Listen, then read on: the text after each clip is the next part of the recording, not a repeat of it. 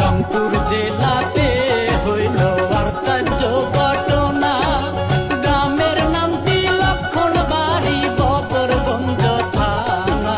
ফুলমালার কথায় আমি করিলাম বর্ণনা।